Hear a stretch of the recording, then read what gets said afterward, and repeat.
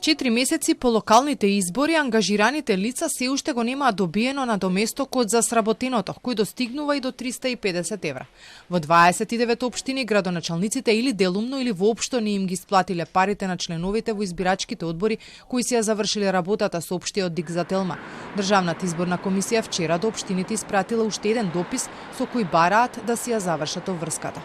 До ДИК пристигнали поплаки од овие граѓани, а неодамна реагираа и до нашата редакција.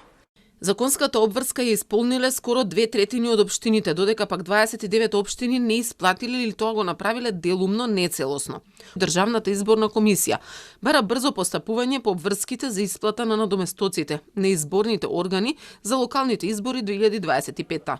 Зошто не им се пуштени парите и кога ќе ги добијат средствата, прашавме и во ЗЕЛС. Оттаму за Телма соопштија дека дел од општините се соочуваат со финансиски проблеми, а има и такви кои се со блокирани сметки.